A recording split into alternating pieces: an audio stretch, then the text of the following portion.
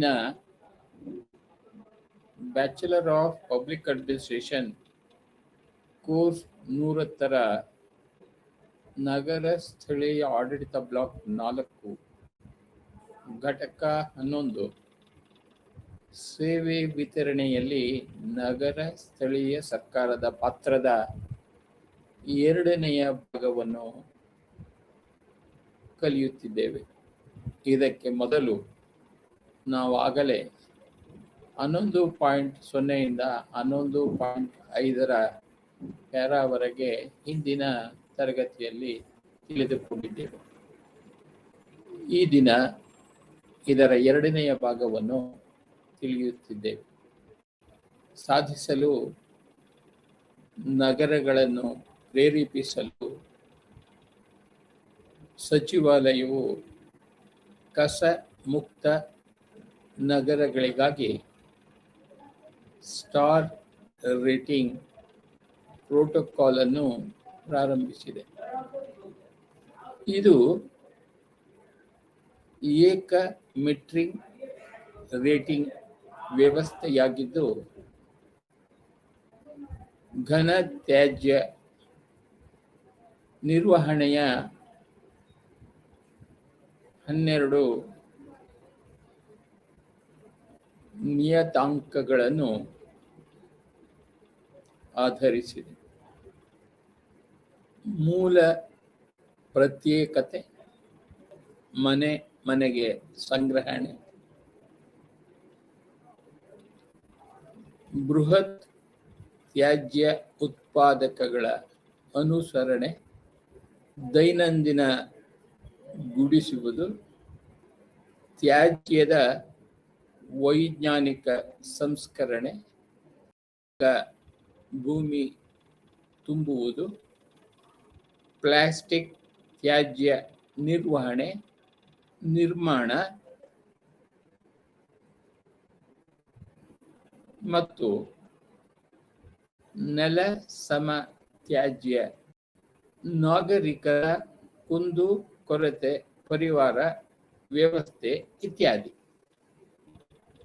ಇವೆಲ್ಲವೂ ಒಟ್ಟಾಗಿ ನಗರದ ಒಟ್ಟಾರೆ ಸ್ವಚ್ಛತೆ ಮತ್ತು ಕಸ ಮುಕ್ತ ಸ್ಥಿತಿಗೆ ಪ್ರಪಂಚದಾದ್ಯಂತ ಶೂನ್ಯ ತ್ಯಾಜ್ಯ ನಗರಗಳ ಚಲನೆ ಇದೆ. ಯಾವುದೇ ತ್ಯಾಜ್ಯವು ಭೂ ಕುಸಿತ ಸ್ಥಳವನ್ನು ತಲುಪುವುದಿಲ್ಲ. ಸ್ವೀಡನ್ ನಂತಹ ದೇಶಗಳಿವೆ. ಅದು ಸಂಪೂರ್ಣವಾಗಿ ಶೂನ್ಯ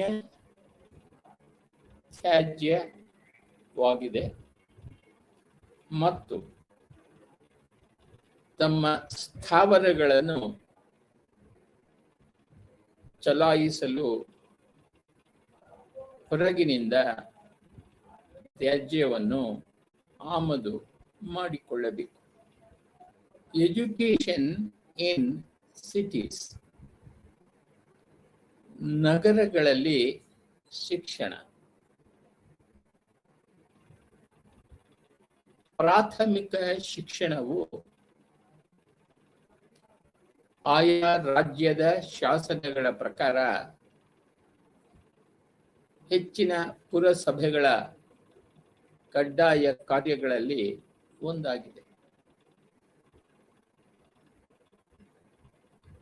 ರಾಜ್ಯ ಸರ್ಕಾರವು ಕಾಲ ಕಾಲಕ್ಕೆ ನಿರ್ಧರಿಸಬಹುದಾದಂತಹ ಅನುದಾನಗಳಿಗೆ ಒಳಪಟ್ಟು ಪ್ರಾಥಮಿಕ ಶಿಕ್ಷಣಕ್ಕಾಗಿ ಶಾಲೆಗಳ ಸ್ಥಾಪನೆ,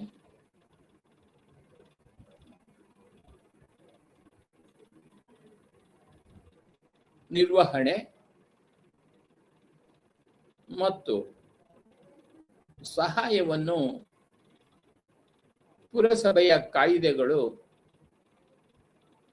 ನಿರ್ದಿಷ್ಟವಾಗಿ ಉಲ್ಲೇಖಿಸುತ್ತವೆ.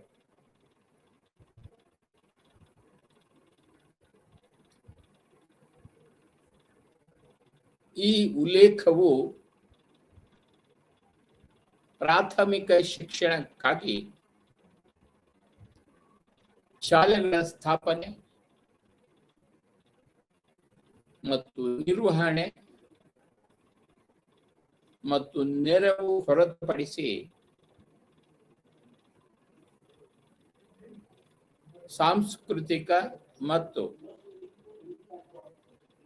ದೈಹಿಕ ಶಿಕ್ಷಣ ಸೇರಿದಂತೆ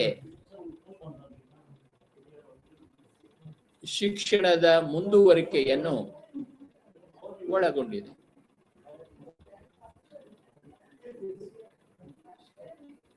ಕೆಲವು ಅರ್ಬನ್ ಲೋಕಲ್ ಬಾಡಿಗಳು ಉತ್ತಮವಾಗಿ ಕಾರ್ಯನಿರ್ವಹಿಸುತ್ತಿರುವ ಶಾಲೆಗಳನ್ನು ನಿರ್ವಹಿಸುತ್ತಿವೆ.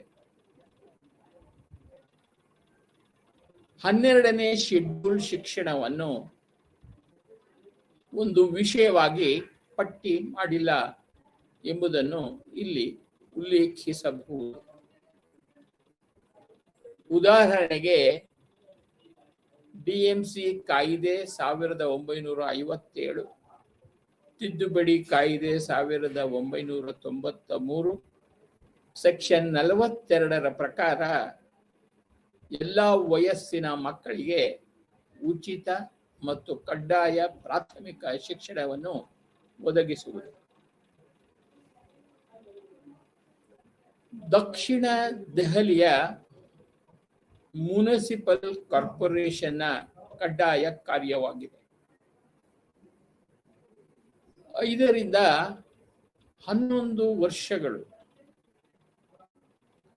ಅದರ ಅಧಿಕಾರ ವ್ಯಾಪ್ತಿಯಲ್ಲಿ ವಾಸಿಸುತ್ತಿದ್ದಾರೆ. ಸೆಕೆಂಡರಿ ಎಜುಕೇಶನ್ ಅಂದರೆ ಪ್ರೌಢ ಶಿಕ್ಷಣವು ಪುರಸಭೆಗಳ ವಿವೇಚನೆಯ ಕಾರ್ಯವಾಗಿದೆ. ಆದರೆ ಅಂತಹ ಹೆಚ್ಚಿನ ಸಂಖ್ಯೆಯ ಶಾಲೆಗಳು ಅರ್ಬನ್ ಲೋಕಲ್ ಬಾಡಿಗಳಿಂದ ನಡೆಸಲ್ಪಡುತ್ತವೆ. ರಾಜ್ಯ ಗುರುತಿಸಿದ ಆಯ್ಕೆ ಮಂಡಳಿಗಳ ಶಿಫಾರಸಿನ ಮೇರೆಗೆ ಪುರಸಭೆಯ ಶಾಲೆಗಳಲ್ಲಿ ಖಾಯಂ ಶಿಕ್ಷಕರನ್ನು ನೇಮಿಸಲಾಗುತ್ತದೆ. ಈ ಮಂಡಳಿಗಳು ಪುರಸಭೆಗಳಿಂದ ಕಳುಹಿಸಲಾದ ಅವಶ್ಯಕತೆಗಳ ಆಧಾರದ ಮೇಲೆ ಆಯ್ಕೆಗಳನ್ನು ಮಾಡುತ್ತವೆ. 8ನೇ NCERT ಸಮೀಕ್ಷೆಯು ದೇಶದಲ್ಲಿ ನಗರ ಕೊಳಗೇರಿ ಪ್ರದೇಶಗಳಲ್ಲಿ 26,682 ಶಾಲೆಗಳಿವೆ ಎಂದು ವರದಿ ಮಾಡಿದೆ. ಅದರಲ್ಲಿ 2,422 ಅರ್ಬನ್ ಲೋಕಲ್ ಬಾಡಿಗಳು ನಡೆಸುತ್ತಿವೆ. ಪಾಲಿಕೆ ಅಧಿಕಾರಿಗಳು ಶಾಲೆಗಳ ತಪಾಸಣೆ ನಡೆಸುವುದು ಆಡಳಿತಾತ್ಮಕ ವಿಷಯಗಳಿಗೆ ಬಿಟ್ಟಿದ್ದು. ಸರ್ಕಾರದ ಶಿಕ್ಷಣ ಇಲಾಖೆಯ ತಪಾಸಣಾ ಅಧಿಕಾರಿಗಳು ಶಾಲೆಗಳ ಹಿರಿಯ ನಿರೀಕ್ಷಕರು, ಉಪಶಿಕ್ಷಣಾಧಿಕಾರಿ ಅಥವಾ ಜಿಲ್ಲಾ ಶಿಕ್ಷಣಾಧಿಕಾರಿಗಳು ಪಠ್ಯಕ್ರಮ, ವಿದ್ಯಾರ್ಥಿಗಳ ಕಾರ್ಯಕ್ಷಮತೆ ಪರೀಕ್ಷೆಗಳು ಇತ್ಯಾದಿ ತಾಂತ್ರಿಕ ವಿಷಯಗಳೊಂದಿಗೆ ವ್ಯವಹರಿಸುತ್ತಾರೆ. NGO ಪ್ರಥಮ್ನ ಶೈಲೇಂದ್ರ ಕುಮಾರ್ ಶರ್ಮ ಬಡ ಹಿನ್ನೆಲೆಯ ಮಕ್ಕಳನ್ನು ಮಾತ್ರ ಪುರಸಭೆಯ ಶಾಲೆಗಳಿಗೆ ಕಳುಹಿಸಲಾಗುತ್ತದೆ ಎಂಬ ಸಾಮಾನ್ಯ ಅನಿಸಿಕೆ ಇದೆ. ಇದರ ಪರಿಣಾಮವಾಗಿ ಕೌನ್ಸಿಲರ್ಗಳು ಜನಪರ ಕ್ರಮಗಳ ಮೇಲೆ ಹೆಚ್ಚು ಗಮನ ಹರಿಸುತ್ತಾರೆ ಮತ್ತು ಭೌತಿಕ ಗುರಿಗಳನ್ನು ಮಾತ್ರ ರಚಿಸುತ್ತಾರೆ.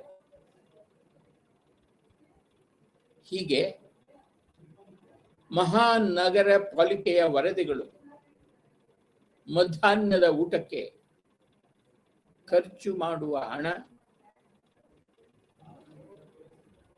ಶಾಲೆಗಳಲ್ಲಿ ಹೊಸ ಕೊಠಡಿಗಳ ನಿರ್ಮಾಣ, ಶಿಕ್ಷಕರ ನೇಮಕಾತಿ ಇತ್ಯಾದಿಗಳ ಬಗ್ಗೆ ಎರಡೂ ಅಗತ್ಯ ಮತ್ತು ಕಲಿಕೆಗೆ ಸಾಕಷ್ಟು ಸ್ಥಿತಿ ಎಂದು ಉಲ್ಲೇಖಿಸುತ್ತದೆ.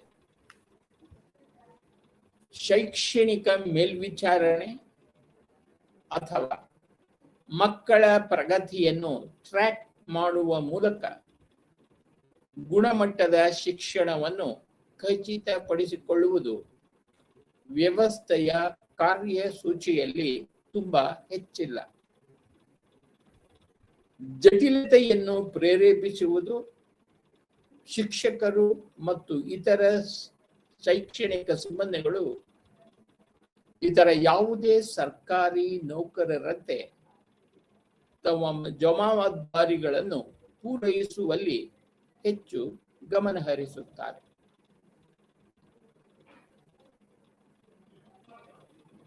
ಅದಕ್ಕೆ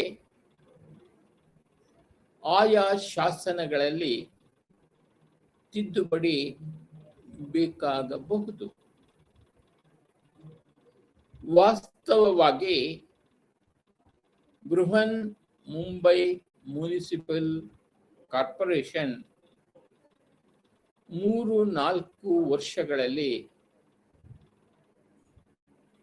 35 ಮುನಿಸಿಪಲ್ ಶಾಲೆಗಳನ್ನು ಮುಚ್ಚಿದೆ.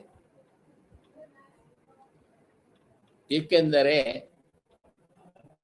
ಕಳೆದ ದಶಕದಲ್ಲಿ ದಾಖಲಾತಿ ಅರ್ಧದಷ್ಟು ಕಡಿಮೆಯಾಗಿದೆ. ಪ್ರಜಾ ಫೌಂಡೇಶನ್ನ ಮುಂಬೈನ ಮುನಿಸಿಪಲ್ ಶಿಕ್ಷಣದ ಸ್ಥಿತಿಯ ಕುರಿತು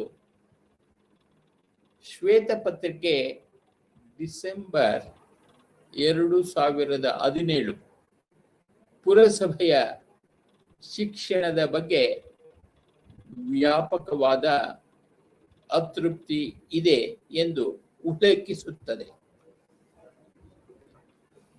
46% ಪೋಷಕರು ಶಿಕ್ಷಣದ ಗುಣಮಟ್ಟದಿಂದ ಅತೃಪ್ತರಾಗಿದ್ದಾರೆ ಮತ್ತು 41% ಜನರು ಪುರಸಭೆಯ ಶಾಲೆಯಲ್ಲಿ ಓದುವುದರಿಂದ ತಮ್ಮ ಮಕ್ಕಳಿಗೆ ಭವಿಷ್ಯದಲ್ಲಿ ತಮ್ಮ ಶೈಕ್ಷಣಿಕ ಮತ್ತು ಔದ್ಯೋಗಿಕ ಭವಿಷ್ಯವನ್ನು ಸುಧಾರಿಸುವ ಅವಕಾಶವನ್ನು ಒದಗಿಸುವುದಿಲ್ಲ ಎಂದು ಪರಿಗಣಿಸಿದ್ದಾರೆ.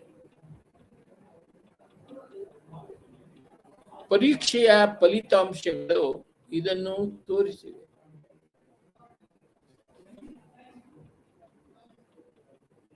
ಎರಡು 2017 ಮಹಾರಾಷ್ಟ್ರ ರಾಜ್ಯದ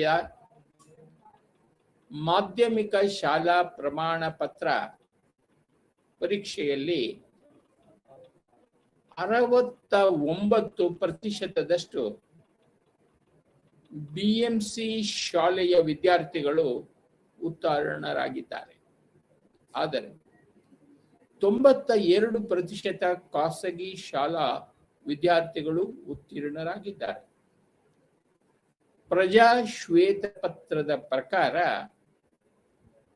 ಬಿಎಂಸಿ ಪ್ರತಿ ವಿದ್ಯಾರ್ಥಿಗೆ ವರ್ಷಕ್ಕೆ ಅಂದಾಜು 50,000 ರು ಖರ್ಚು ಮಾಡುತ್ತದೆ.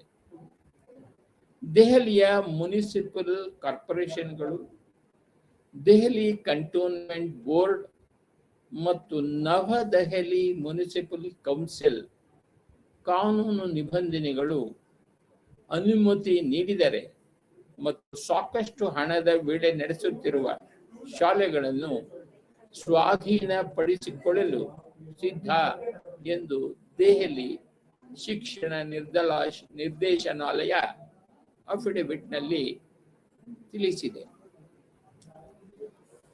ಶಿಕ್ಷಣದ ಸುಧಾರಣೆಗಾಗಿ ಎಲ್ಲ ಸಾರ್ವಜನಿಕ ಅನುದಾನಿತ ಶಾಲೆಗಳನ್ನು ದೆಹಲಿ ಸರ್ಕಾರದ ಅಡಿಯಲ್ಲಿ ತರಲು ಎನ್ಸಿಇಆರ್ಟಿ ಪ್ಯಾನೆಲ್ ಶಿಫಾರಸನ್ನು ಜಾರಿಗೊಳಿಸುವಂತೆ ಕೋರಿ ಎನ್ಜಿಒ ಸೋಷಿಯಲ್ ಜೂರಿಸ್ಟ್ ಸಲ್ಲಿಸಿದ ಮನವಿಗೆ ಪ್ರತಿಕ್ರಿಯೆಯಾಗಿ ಒದಗಿಸಲಾಗಿದೆ. 11.7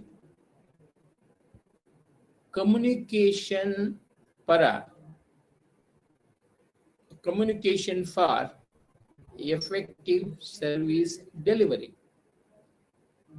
ಪರಿಣಾಮಕಾರಿ ಸೇವೆ ವಿತರಣೆಗಾಗಿ ಸಂವಹನ.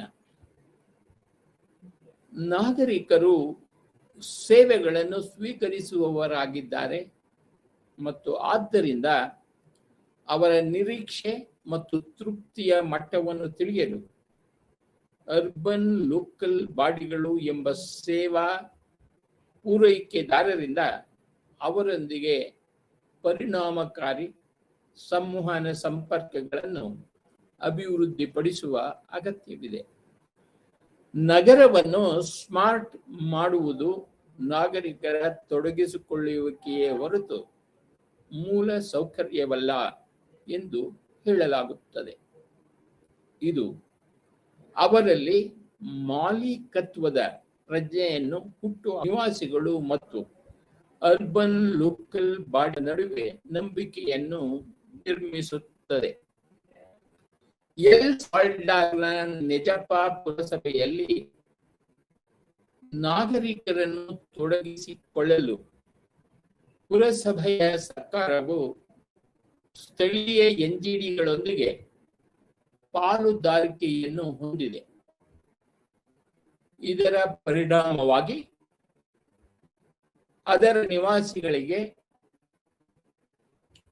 ಕುಡಿಯುವ ನೀರು ಮತ್ತು ಶೌಚಾಲಯಗಳ ಪ್ರವೇಶವು ಹೆಚ್ಚಾಗುತ್ತದೆ. ಪಾಶ್ಚಿಮಾತ್ಯ ದೇಶಗಳಲ್ಲಿ ಪ್ರಜಾಪ್ರಭುತ್ವವನ್ನು ಬಲಪಡಿಸುವ ಸ್ಥಳೀಯ ಸರ್ಕಾರಗಳ ವ್ಯವಹಾರಗಳಲ್ಲಿ ನಾಗರಿಕರ ಪರಿಣಾಮಕಾರಿ ಭಾಗವಹಿಸುವಿಕೆ ಇದೆ. ಇದು ಸ್ಥಳೀಯ ಸರ್ಕಾರವನ್ನು ಹೆಚ್ಚು ಪಾರದರ್ಶಕ, ಹೊಣೆಗಾರಿಕೆ ಮತ್ತು ಸಹಕಾರಿಯಾಗಿ ಹಿಡಿದಿಡಲು ಅನುವು ಮಾಡಿಕೊಡುತ್ತದೆ.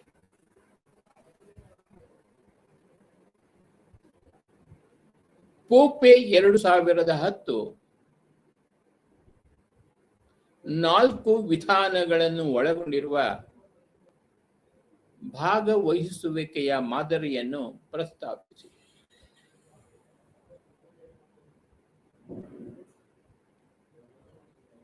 ಮಾಹಿತಿ, ಸಮಾಲೋಚನೆ, ಸಹ ಉತ್ಪಾದನೆ ಮತ್ತು ಸಮುದಾಯ ನಿಯಂತ್ರಣ. ಸಾಂಪ್ರದಾಯಿಕವಾಗಿ ಅರ್ಬನ್ ಲೋಕಲ್ ಬಾಡಿಗಳು ಸಾರ್ವಜನಿಕರಿಗೆ ತಿಳಿಸುವುದರ ಮೇಲೆ ಕೇಂದ್ರೀಕರಿಸಿವೆ ಅಥವಾ ವರದಿ ಕಾರ್ಡ್ಗಳಂತಹ ಸಾಧನಗಳ ಮೂಲಕ ಪ್ರತಿಕ್ರಿಯೆಯನ್ನು ತೆಗೆದುಕೊಳ್ಳಲು ಆಶ್ರಯಿಸಿವೆ. ಆದಾಗ್ಯೂ ದೃಢವಾದ, ಅರ್ಥಪೂರ್ಣ ಮತ್ತು ಮುಕ್ತ ನಾಗರಿಕ ಭಾಗವಹಿಸುವಿಕೆಗೆ ಸರ್ಕಾರಗಳು ಈಗ ಹೆಚ್ಚಿನ ಒತ್ತು ನೀಡುತ್ತಿವೆ. ಭಗೀದಾರಿ ಯೋಜನೆ ಅಂತಹ ಉಪಕ್ರಮವಾಗಿತ್ತು. ಇದನ್ನು ದೆಹಲಿ ಸರ್ಕಾರ ಪ್ರಾರಂಭಿಸಿತು. ಇದು ನಿರ್ಧಾರ ತೆಗೆದುಕೊಳ್ಳುವ ಅಧಿಕಾರದಲ್ಲಿ ಜನರು, RWAಗಳು ಮತ್ತು ನಾಗರಿಕ ಸಮಾಜವನ್ನು ಒಳಗೊಂಡಿತ್ತು. ಮುಖ್ಯಮಂತ್ರಿಗಳು ಅವರೊಂದಿಗೆ ಮಾಸಿಕ ಸಭೆಗಳನ್ನು ನಡೆಸಿದರು. ಅಲ್ಲಿ ಜನರು ನೀರಿನ ಕೊರತೆ, ಒಡೆದ ಪೈಪ್ಲೈನ್ಗಳು, ಬಿಲ್ ಸಂಬಂಧಿತ ದೂರುಗಳು ಇತ್ಯಾದಿಗಳ ಬಗ್ಗೆ ದೂರು ನೀಡಿದರು. ಸಣ್ಣ ಪುಟ್ಟ ಕೆಲಸಗಳನ್ನು ಮಾಡಲು RWAಗಳಿಗೆ ಹಣದ ಹಂಚಿಕೆಯನ್ನು ಸಹ ನೀಡಲಾಗಿದೆ. ಈ ಉಪಕ್ರಮವು ವಿಶ್ವಸಂಸ್ಥೆ ಮತ್ತು ಇತರ ಹಲವು ಸಂಸ್ಥೆಗಳಿಂದ ಪ್ರಶಸ್ತಿಯನ್ನು ಗೆದ್ದುಕೊಂಡಿತು.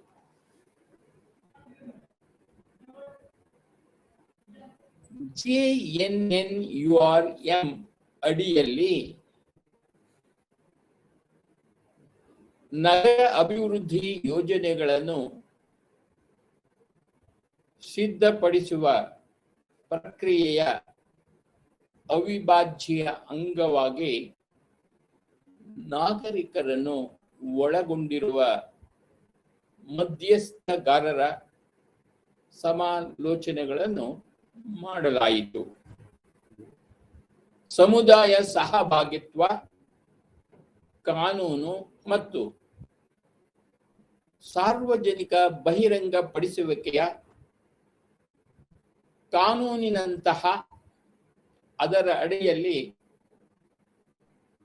ಪ್ರಸ್ತಾಪಿಸಲಾದ ಸುಧಾರಣೆಗಳು ಅರ್ಬನ್ ಲೋಕಲ್ ಬಾಡಿಗಳು ಮತ್ತು ನಾಗರಿಕರ ನಡುವೆ ಸೂಕ್ತವಾದ ಹೊಣೆಗಾರಿಕೆ ಸಂಬಂಧಗಳನ್ನು ಸ್ಥಾಪಿಸಲು ಪ್ರಯತ್ನಿಸಿದವು. ಪ್ರಮುಖ ಸುಧಾರಣೆಗಳಲ್ಲಿ ಒಂದಾದ ಪ್ರದೇಶ ಸಭೆಗಳ ಸಂವಿಧಾನವಾಗಿದೆ. ಇದು ಪ್ರಜಾಪ್ರಭುತ್ವವನ್ನು ಆಳಗೊಳಿಸಬಹುದು.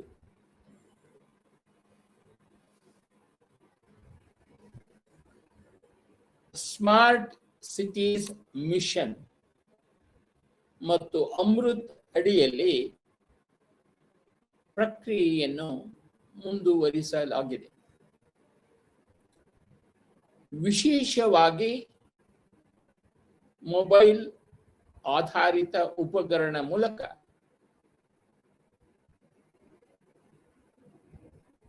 ICT ಪರಿಹಾರಗಳನ್ನು ಸಂಯೋಜಿಸುವುದು ಹಾಗೂ ನಾಗರಿಕರ ಭಾಗವಹಿಸುವಿಕೆಯನ್ನು ಹೆಚ್ಚಿಸುವ ಕಾರ್ಯತಂತ್ರದ ಒಂದು ಭಾಗವಾಗಿದೆ. ನಾಗರಿಕ ಸಮಾಲೋಚನೆಯು ಸ್ಮಾರ್ಟ್ ಸಿಟೀಸ್ ಮಿಷನ್ನ ಮೊದಲ ಹಂತದ ಪ್ರಮುಖ ಸ್ತಂಭವಾಗಿದೆ. ನಾಗರಿಕರು ತಮ್ಮ ನಗರದ ಸ್ಮಾರ್ಟ್ ಸಿಟಿ ಪ್ರಸ್ತಾವನೆಯಲ್ಲಿ ಕೆಲಸ ಮಾಡುತ್ತಿರುವುದರಿಂದ ಅವರನ್ನು ತೊಡಗಿಸಿಕೊಳ್ಳಲು ಅರ್ಬನ್ ಲೋಕಲ್ ಬಾಡಿಗಳನ್ನು ಸಚಿವಾಲಯವು ಕೋರಿತು.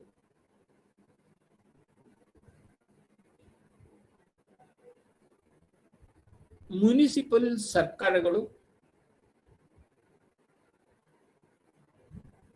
ತಮ್ಮ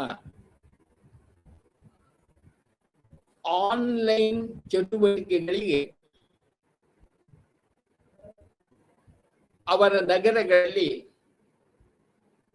ಸಭೆಗಳು, ಚರ್ಚೆಗಳು ಮತ್ತು ಇತರ ಸಾರ್ವಜನಿಕ ಸಂವಹನಗಳೊಂದಿಗೆ ಪೂರಕವಾಗಿವೆ. ಅಮೃತ್ಗಾಗಿ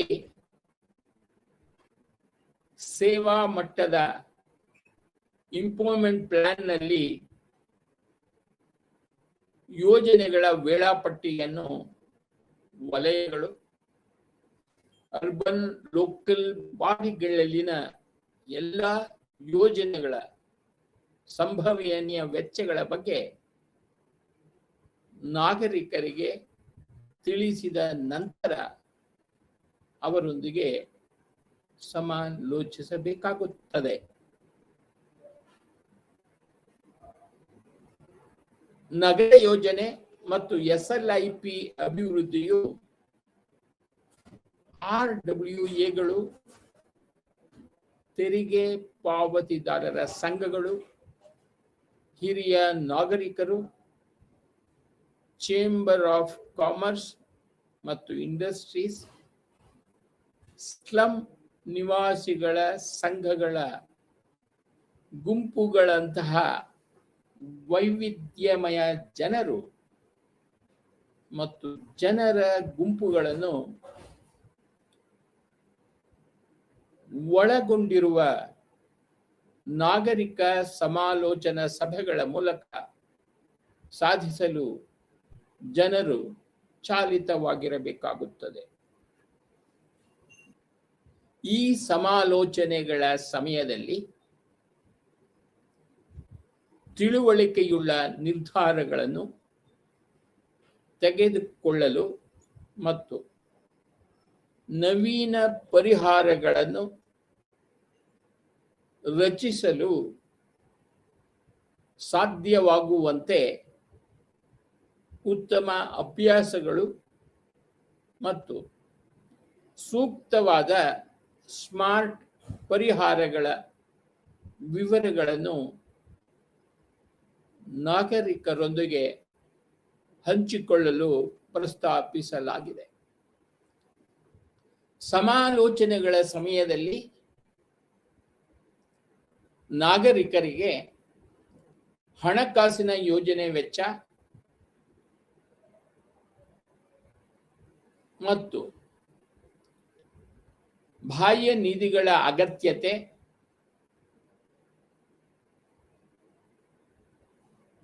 ಮತ್ತು ನವೀನ ಹಣಕಾಸು ಮಾದರಿಗಳು ಮತ್ತು ಕಾರ್ಯವಿಧಾನಗಳ ಬಗ್ಗೆ ವಿವರಗಳನ್ನು ನೀಡಬೇಕಾಗುತ್ತದೆ.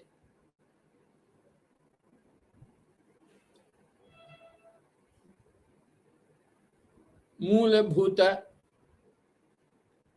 ಸೇವೆಗಳನ್ನು ಮಾನದಂಡದ ಮಟ್ಟದಲ್ಲಿ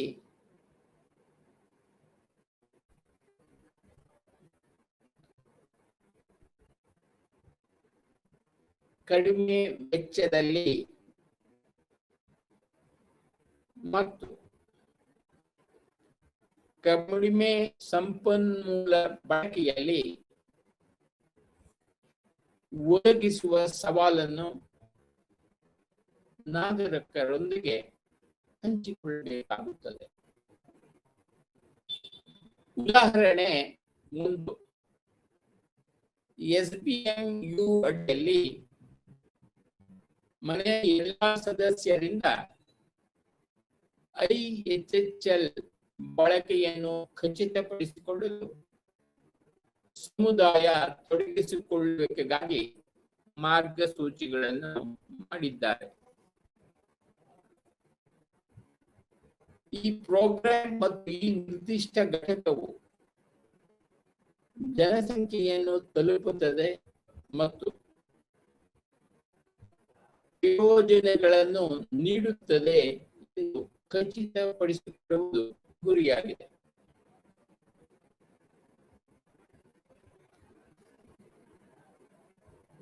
ಇದಕ್ಕಾಗಿ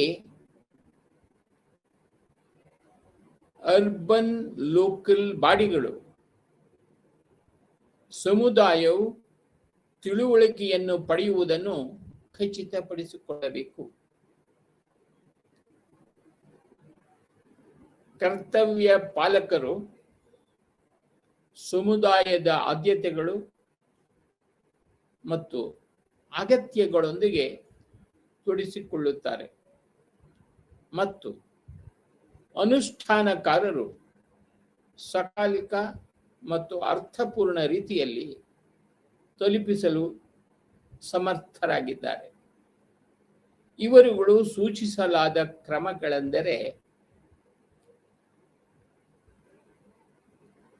ಸಮುದಾಯ ವೇದಿಕೆಗಳು ಮತ್ತು ರಚನೆಗಳನ್ನು ಕಡ್ಡಾಯಗೊಳಿಸುವುದು, ಸಂಬಂಧಿತ ಕಾರ್ಯಕ್ರಮಗಳು ಮತ್ತು ಸೇವೆಗಳೊಂದಿಗೆ ಒಮ್ಮುಖವಾಗಲು ಸಮುದಾಯ ವೇದಿಕೆಗಳನ್ನು ಸಕ್ರಿಯಗೊಳಿಸುವುದು, ಅಳೆಯುವ ಸಾಮರ್ಥ್ಯವನ್ನು ಬಲಪಡಿಸುವುದು, ತರಬೇತಿ ಪಡೆದ ಮತ್ತು ಅನುಭವಿ ಸಮುದಾಯ ಪ್ರತಿನಿಧಿಗಳಿಂದ ನಿರ್ವಹಿಸಲ್ಪಡುವ ಏಕ ಗವಾಕ್ಷಿಯನ್ನು ಹೊಂದಿಸುವುದು, ಮಹಿಳೆಯರ ಭಾಗವಹಿಸುವಿಕೆಯನ್ನು ಪ್ರೋತ್ಸಾಹಿಸುವುದು, ಕಲಿಕೆಯ ತಾಣವನ್ನು ಅಭಿವೃದ್ಧಿಪಡಿಸುವುದು, ಸೌಲಭ್ಯ ಸಮಿತಿ ಬಳಕೆದಾರರ ಶಿಕ್ಷಣದ ಮೇಲೆ ಕೇಂದ್ರೀಕರಿಸಲು ಮತ್ತು ಮಾಲೀಕತ್ವ ಮತ್ತು ಸಾಮೂಹಿಕ ಜವಾಬ್ದಾರಿಯನ್ನು ಬಲಪಡಿಸಲು ಆಗುವ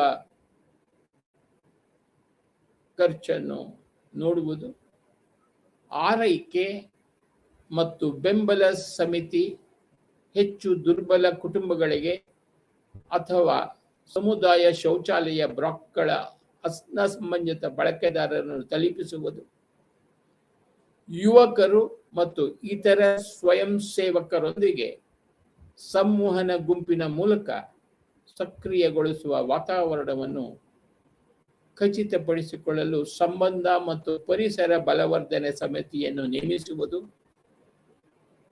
ಸುಗಮಗೊಳಿಸುವಿಕೆ ಸಮೀಕ್ಷೆಗಳನ್ನು ನಡೆಸುವುದು, ದಾಖಲೆಗಳನ್ನು ನಿರ್ವಹಿಸುವುದು, ದಾಖಲಾತಿ ಮತ್ತು ಸಂಬಂಧ ನಿರ್ಮಾಣದಲ್ಲಿ ಅವರ ಕೌಶಲ್ಯಗಳನ್ನು ಬಲಪಡಿಸುವ ಮೂಲಕ ಸಮುದಾಯ ರಚನೆಗಳ ಸಾಮರ್ಥ್ಯವನ್ನು ನಿರ್ಮಿಸುವುದು.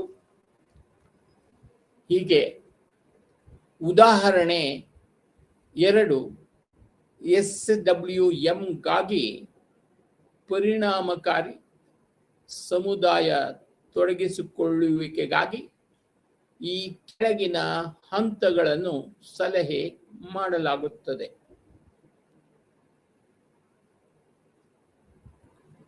ಅಸ್ತಿತ್ವದಲ್ಲಿರುವ ಸಮುದಾಯ ವೇದಿಕೆಗಳನ್ನು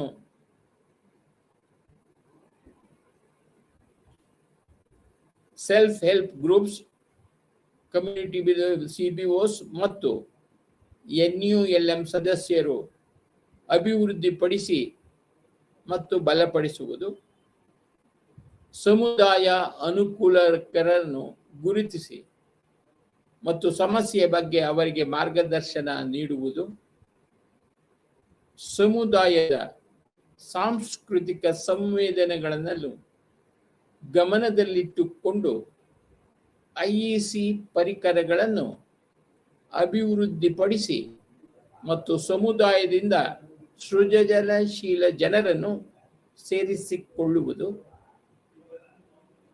ಘನ ತ್ಯಾಜ್ಯ ನಿರ್ವಹಣೆಯ ಪ್ರಾಮುಖ್ಯತೆ ಮತ್ತು ಅದರ ಪರಿಣಾಮಕಾರಿ ಅನುಷ್ಠಾನದ ಕುರಿತು ಫೋರಂ ಸದಸ್ಯರಿಗೆ ತರಬೇತಿ ನೀಡಿ ಮತ್ತು ಓರಿಯೆಂಟ್ ಮಾಡುವುದು, ಮನೆಯ ಮಟ್ಟದಲ್ಲಿ ಮೂಲ ಪ್ರತ್ಯೇಕತೆಯ ತಾಂತ್ರಿಕ ಜ್ಞಾನ ಮತ್ತು ವಿವಿಧ ಮಿಶ್ರಗೊಬ್ಬರ ವಿಧಾನಗಳನ್ನು ಒದಗಿಸುವುದು ಹಾಗೂ ಮೆಗಾ ಶಿಬಿರಗಳನ್ನು ಆಯೋಜಿಸಿ ಮತ್ತು ಮಾಹಿತಿಯನ್ನು ಪ್ರಸಾರ ಮಾಡುವುದು, ತ್ಯಾಜ್ಯ ವಿಂಗಡಣೆಯಲ್ಲಿ ತರಬೇತಿ ಪಡೆದ ಅರ್ಬನ್ ಲೋಕಲ್ ಬಾಡಿಗಳು ಮತ್ತು ಸಿಒಗಳಿಂದ ಮಾಸ್ಟರ್ ಟ್ರೈನ್ಗಳನ್ನು ಅಭಿವೃದ್ಧಿಪಡಿಸುವುದು ಮತ್ತು ಮನೆಯ ಮಟ್ಟದಲ್ಲಿ ಮತ್ತು ಸಂಗ್ರಹಣಾ ಸ್ಥಳದಲ್ಲಿ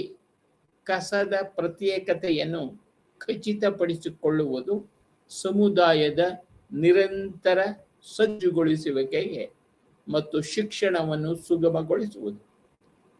ತರಬೇತಿ ಪಡೆಯಲು SWM ಘಟಕಕ್ಕೆ ಸಮುದಾಯಗಳ ಮಾನ್ಯತೆ ಭೇಟಿಯನ್ನು ಯೋಜಿಸುವುದು, ಘನತ್ಯಾಜ್ಯ ನಿರ್ವಹಣೆ ಪ್ರಾಮುಖ್ಯತೆ ಮತ್ತು ಅದರ ಪರಿಣಾಮಕಾರಿ ಅನುಷ್ಠಾನದ ಕುರಿತು ರೆಸಿಸ್ಟೆಂಟ್ ವೆಲ್ಫೇರ್ ಅಸೋಸಿಯೇಷನ್ಗಳು, ಅಂಗಡಿಯವರು ಮತ್ತು ಮಾರುಕಟ್ಟೆ ಸಂಘಗಳಿಗೆ ತರಬೇತಿ ನೀಡಿ ಮತ್ತು ಓರಿಯೆಂಟ್ ಮಾಡುವುದು. ಈ ವಿಸ್ತೃತ ಮಾರ್ಗಸೂಚಿಗಳ ಹೊರತಾಗಿಯೂ ಲಾಭೋದ್ದೇಶವಿಲ್ಲದ ಸಂಘಟನೆಯಾದ ಜನಾಗ್ರಹವು ಇನ್ನೂ ಪರಿಣಾಮಕಾರಿಯಾಗಿಲ್ಲ ಎಂದು ಕಂಡುಕೊಂಡಿದೆ. ಇದು ಭಾರತದ ನಗರ ವ್ಯವಸ್ಥೆಗಳ ಸಮೀಕ್ಷೆಯನ್ನು ಹೊರತಂದಿದೆ. ನಗರ ಸಂಸ್ಥೆಗಳು ನಗರಗಳಲ್ಲಿನ ಜೀವನ ಗುಣಮಟ್ಟಕ್ಕೆ ಮೂಲ ಕಾರಣಗಳಾಗಿವೆ ಎಂದು ವಾದಿಸಿದರು. 2017ರಲ್ಲಿ ಸಮೀಕ್ಷೆಯನ್ನು 20 ರಾಜ್ಯಗಳನ್ನು ಒಳಗೊಂಡ 23 ನಗರಗಳಲ್ಲಿ ನಡೆಸಲಾಯಿತು. ವ್ಯವಸ್ಥಿತ ನಾಗರಿಕ ಭಾಗವಹಿಸುವಿಕೆಗಾಗಿ ವೇದಿಕೆಗಳ ಸಂಪೂರ್ಣ ಅನುಪಸ್ಥಿತಿ ಮತ್ತು ನಗರಗಳ ಹಣಕಾಸು ಮತ್ತು ಕಾರ್ಯಾಚರಣೆಗಳಲ್ಲಿ ಪಾರದರ್ಶಕತೆಯ ಕೊರತೆ ಇದೆ ಎಂದು ಅದು ಎತ್ತಿ ತೋರಿಸಿತು. ನಗರ ಪ್ರದೇಶಗಳಲ್ಲಿ ಸೇವೆಯ ವಿತರಣೆಯು ಬಹಳ ಸಂಕೀರ್ಣವಾದ ಕಾರ್ಯವಾಗಿದೆ. ಕಾರ್ಯಗಳ ಅತಿಕ್ರಮಣವನ್ನು ಹೊಂದಿರುವ ಏಜೆನ್ಸಿಗಳ ಬಹು ಸಂಖ್ಯೆಯನ್ನು ಕಾಣಬಹುದಾಗಿದೆ. ಅರ್ಬನ್ ಲೋಕಲ್ ಬಾಡಿಗಳ ದುರ್ಬಲ ಸ್ಥಿತಿ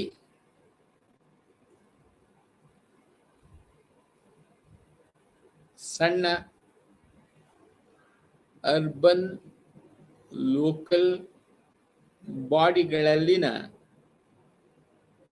ಸಾಮರ್ಥ್ಯ ಸಮಸ್ಯೆಗಳು ಇತ್ಯಾದಿ ಇವೆ.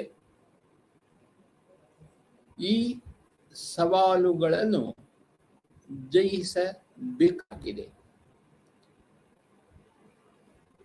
ಇವುಗಳಲ್ಲಿ ಕೆಲವನ್ನು ಕೆಳಗೆ ಚರ್ಚಿಸಲಾಗಿದೆ. 12ನೇ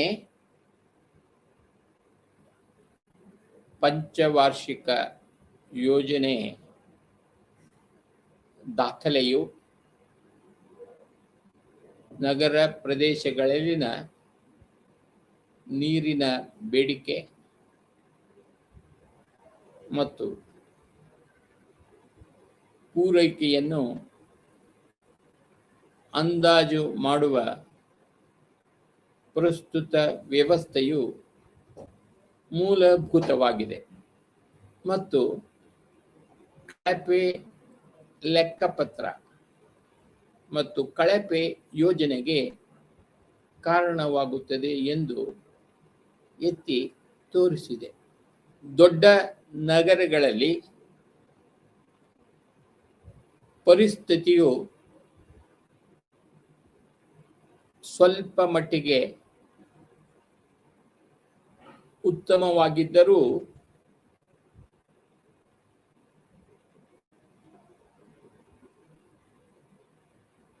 ಮೌಲ್ಯ ಮಾಪನಕ್ಕೆ ಸಂಬಂಧಿಸಿದಂತೆ ಇತರ ನಗರ ಪ್ರದೇಶಗಳಲ್ಲಿ ನೀರಿನ ಬಳಕೆಗೆ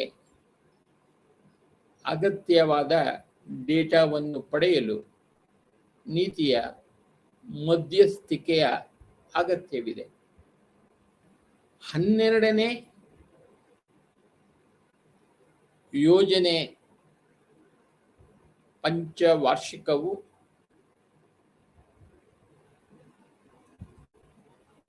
ನೀರಿನ ವಿತರಣೆಯ ವೆಚ್ಚವನ್ನು ಸಾಮಾನ್ಯವಾಗಿ ಗಣಿಸಲಾಗುವುದಿಲ್ಲ ಅಥವಾ ನಗರಗಳು ಪ್ರಸ್ತುತ ಮತ್ತು ಭವಿಷ್ಯದ ನೀರಿನ ಸನ್ನಿವೇಶಗಳನ್ನು ನಕ್ಷೆ ಮಾಡುವಾಗ ಅರ್ಥೈಸಿಕೊಳ್ಳುವುದಿಲ್ಲ ಎಂದು ಗಮನಿಸಿದೆ.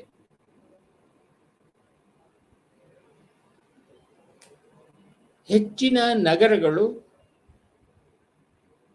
ತಮ್ಮ ನೀರಿನ ಸರಬರಾಜಿನ 30 ಮತ್ತು 50% ನಡುವೆ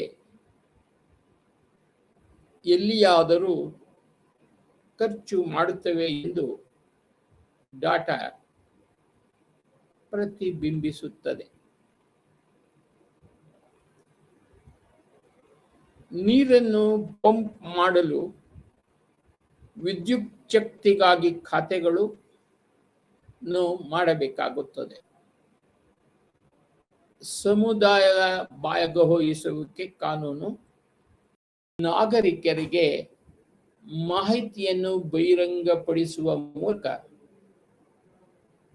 ಅವರ ಭಾಗವಹಿಸುವಿಕೆಯನ್ನು ಹೆಚ್ಚಿಸುವ ಗುರಿಯನ್ನು ಹೊಂದಿದೆ. ಆದಾಗ್ಯೂ ಈ ಕಾನೂನುಗಳು, ನಿಬಂಧನೆಗಳು ಮತ್ತು ನೀತಿಗಳ ಜಾರಿಗೊಳಿಸುವಿಕೆ ಮತ್ತು ಕಾರ್ಯಗತಗೊಳಿಸುವಿಕೆಯು ನೀರಸವಾಗಿದೆ. ಆಗಾಗ್ಗೆ ಅವರು ವಾರ್ಡ್ ಸಮಿತಿಗಳು, ಪ್ರದೇಶ ಸಭೆಗಳ ನಿಜವಾದ ಕಾರ್ಯನಿರ್ವಹಣೆಯ ಬಗ್ಗೆ ಹೆಚ್ಚಿನ ಮಾರ್ಗದರ್ಶನವನ್ನು ನೀಡುವುದಿಲ್ಲ. ವಿವಿಧ ಸೇವೆಗಳಿಗೆ ಬಳಕೆದಾರರ ಶುಲ್ಕಗಳು ಸೂಚಿಸಲಾದ ಸುಧಾರಣೆಯಾಗಿದೆ.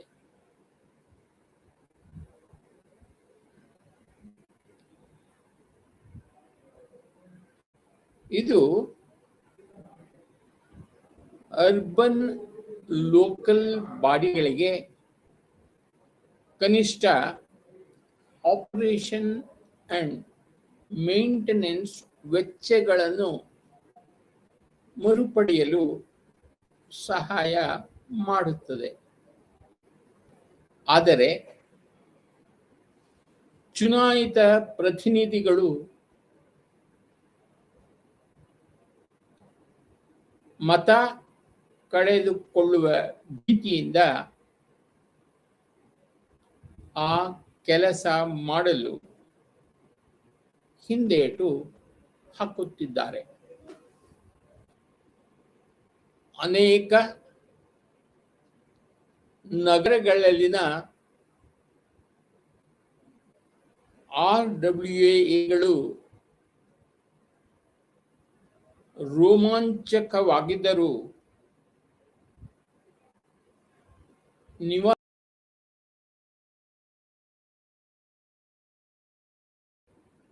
ಜಾಗವನ್ನು ಸೃಷ್ಟಿಸುತ್ತಿವೆ. ಸಾಮಾನ್ಯವಾಗಿ ಅವರು ಪದದ ಕಟ್ಟುನಿಟ್ಟಾದ ಅರ್ಥದಲ್ಲಿ ಪಾಲುದಾರರಾಗಿರುವುದಿಲ್ಲ. ಅವರು ಮಧ್ಯಮ ಆದಾಯದ ಕುಟುಂಬಗಳನ್ನು ಕೇಂದ್ರೀಕರಿಸಿದ್ದಾರೆ ಮತ್ತು ಒಳಗೊಂಡಿದ್ದಾರೆ ಮತ್ತು ತಮ್ಮದೇ ಆದ ಪ್ರದೇಶಕ್ಕಾಗಿ ಕೆಲಸ ಮಾಡುತ್ತಿದ್ದಾರೆ ಮತ್ತು ದೊಡ್ಡ ಅಭಿವೃದ್ಧಿ ಸಮಸ್ಯೆಗಳನ್ನು ನಿಜವಾಗಿಯೂ ಪರಿಗಣಿಸುವುದಿಲ್ಲ ಎಂದು ಟೀಕಿಸಲಾಗಿದೆ. ಮಜ್ದೂರ್ ಕಿಸಾನ್ ಶಕ್ತಿ ಸಂಘಟನೆಯ ಮಾಹಿತಿ ಹಕ್ಕು ಕಾಯಿದೆಯ ಆಂದೋಲನವನ್ನು ರಚಿಸುವಲ್ಲಿ ಪ್ರಮುಖ ಪಾತ್ರ ವಹಿಸಿದೆ. ಮಾಹಿತಿ ಮತ್ತು ಪಾರದರ್ಶಕತೆಯ ಪ್ರವೇಶವಿಲ್ಲದೆ ಬಡವರು ಸೇರಿದಂತೆ ಸಮಾಜದ ಎಲ್ಲ ಸದಸ್ಯರ ನಿಜವಾದ ಭಾಗವಹಿಸುವಿಕೆ ಸಾಧ್ಯವಿಲ್ಲ ಎಂದು ವಾದಿಸುತ್ತದೆ. ಜನಾಗ್ರಹ ಸಮೀಕ್ಷೆಯು ಗಮನ ಸೆಳೆದಿರುವಂತೆ ವ್ಯವಸ್ಥಿತ ನಾಗರಿಕರ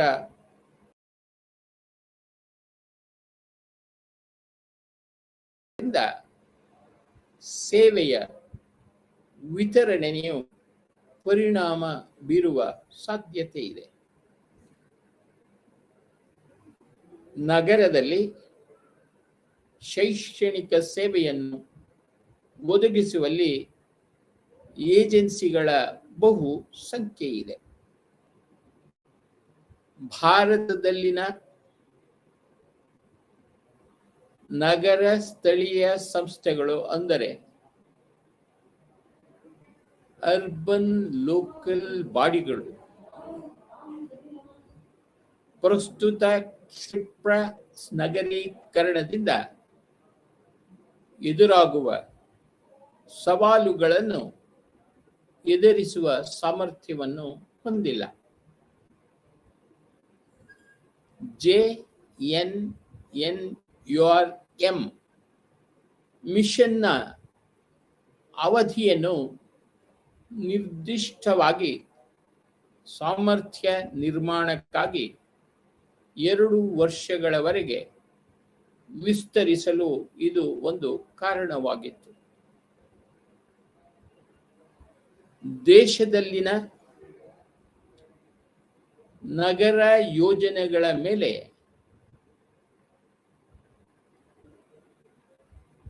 ಅದರ ಪರಿಣಾಮವು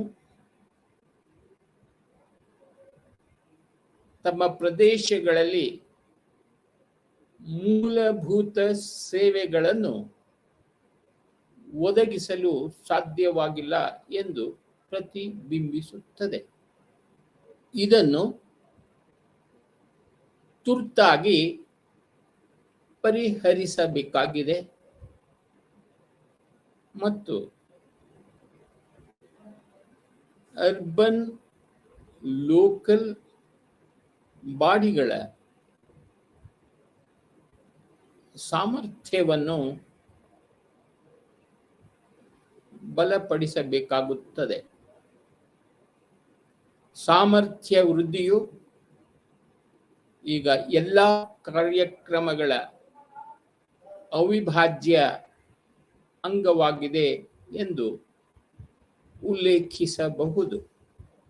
ಸ್ಥಳೀಯ ಆಡಳಿತ ಬ್ಲಾಕ್ 4 ಘಟಕ 11ರ ಸೇವೆ ವಿತರಣೆಯಲ್ಲಿ ನಗರ ಸ್ಥಳೀಯ ಸರ್ಕಾರದ ಪಾತ್ರದ ಪ್ಯಾರಾ 11ರಿಂದ 11.7ರವರೆಗೆ ಕಲಿತಂಥ ತಿಳುವಳಿಕೆಯ ಸಾರಾಂಶವನ್ನು ನಾವು ಈಗ